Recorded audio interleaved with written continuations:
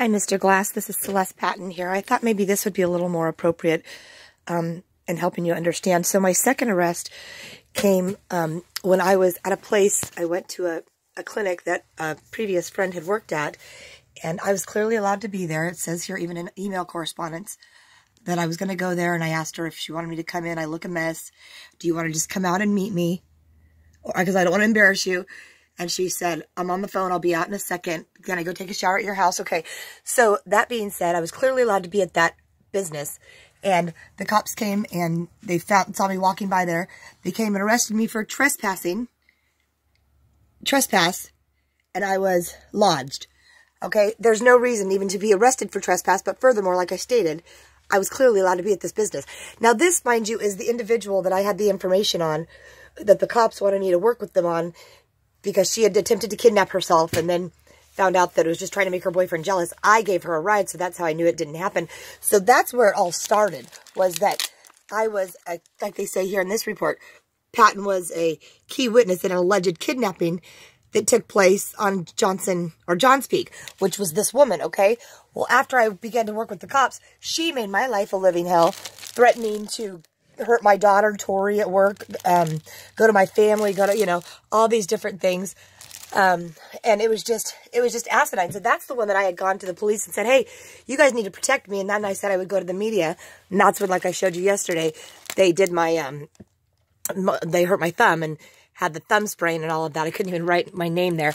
But, this is just one of the many. I did these different display boards for the FBI when I went to them and said, hey, will you guys help me? But then I found out I'd have to be out of town for quite some time, and I didn't want to leave my child. This woman also stole all my credit cards. I mean, she stole my car.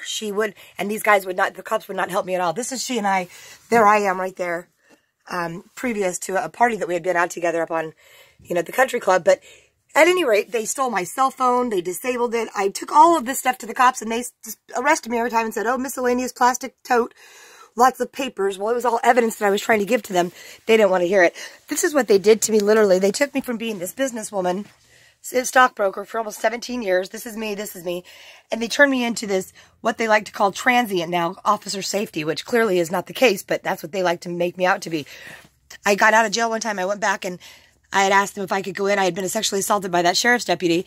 And they said in this report that was just supposed to be an inner office memo that I was trying to break into the jail and that I was accusing a staff member of something while unfounded. She seems to believe it. This is when they took me to the jail, sir, when I was still unconscious. And I look like I'm completely on drugs and all dumbed down. I was unconscious, and the hospital released me and sent me to the jail. These are all kinds of handwritten notes when I was sexually assaulted by Deputy Titus, when he violated me. He ripped off my clothes, did what he did to me. I can't talk about it. I mean, I will in person, but, and this is the witness. I wrote everything down while I was in the shoe. They had me in segregation the whole time.